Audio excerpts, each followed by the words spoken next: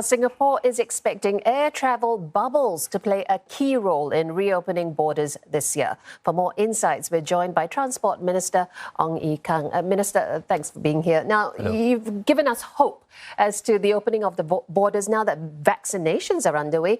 Can you be as specific as possible about when we can expect the travel bubbles to be set up and where might be these travel bubble partners be? I wish I can tell you where you can go and when, but I'll be lying if I do so. But what I can say is that we continue to knock on doors, continue to push the envelope. And I think vaccines has given us a lot more hope for two reasons. In fact, more than two reasons. First is we have done all the homework in terms of unilateral opening, in terms of the template for air travel bubble. We have one with Hong Kong, but it wasn't activated. But with vaccines, I think there is hope that around the world you've got different places where their infection rates come down to a level that we can start to do air travel bubbles. And they, because of vaccination, will gain confidence to want to do this. Whereas now people are freaking out a little bit. So even for places where infection rates are low, they are worried. They're not confident that should there be an import case, can they have the kind of contact tracing quarantine system that keep it in check?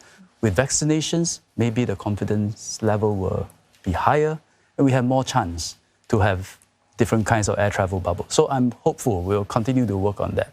And there's a second reason, is that around the world people are talking about if someone is vaccinated, when will we have scientific data that shows a vaccinated person is less likely, much less likely to carry the virus and pass to someone else. We know the person is protected, but if we can also prove through science that I am less likely to carry the virus and pass to others, it means in time, these vaccinated individuals may have certain traveling privileges. And this is something internationally, bilaterally, people are discussing. So I see two possible doors opening for us to be hopeful about 2021. Well, certainly the situation evolves in Singapore, evolves around the region and in the world as well as far as mitigation is concerned. Minister, what sort of conditions would have to be seen in order for the government to relax border restrictions with these potential travel bubble countries?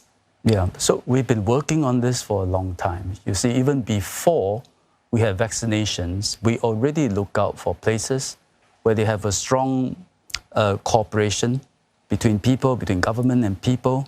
They wear masks, they have social distancing, they have a strong system of testing, quarantine, tracing, and they can keep infection rates very low. And we unilaterally open to them. But of course, we request, when you are confident, it takes two hands to clap, reciprocate, and we can have a bubble. But so far, only Hong Kong has responded, but we couldn't start the air travel bubble. But this is something we will continue to knock on doors.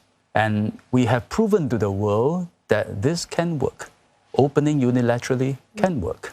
But now is for the rest of the world to also feel confident that they can do likewise. Right. You mentioned you're knocking on doors to get, other countries to see the value of recognizing, this kind of vaccine certificate. So what else do you see as the challenges to making this a reality?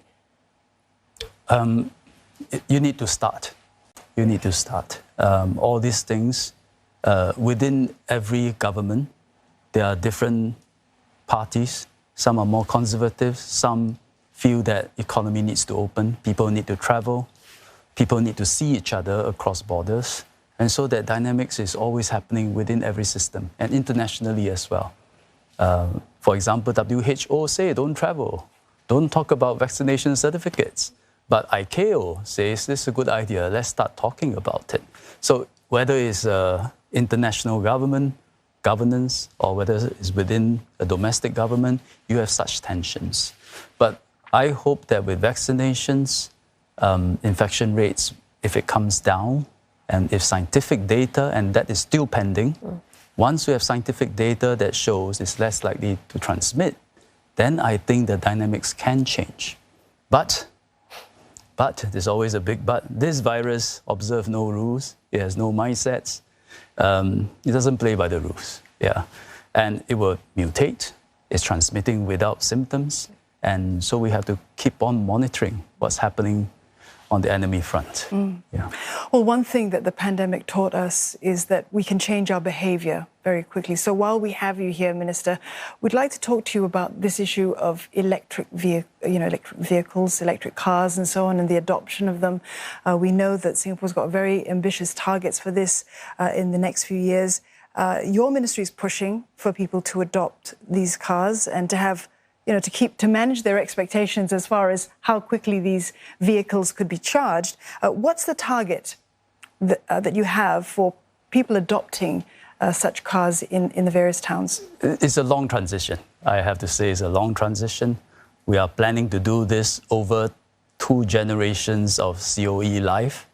Each for cars is 10 years, so it's 20 years. So we are aiming at 2040. We hope substantially the whole vehicle population hopefully will be cleaner energy.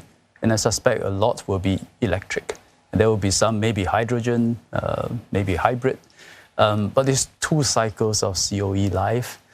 If we look at an interim target, 2030, I think what is realistic is that by 2030, we can do away with the registration of pure ICE cars, internal combustion engine cars. And that is quite realistic. And what can also be quite realistic, I think, maybe 1/3 of our car population can be electric.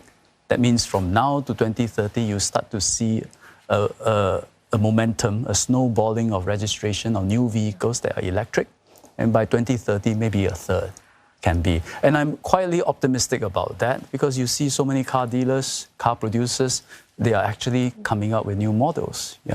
And some have even said that by 2030, they will only sell EVs. So it's hopeful, but we got to build up the infrastructure.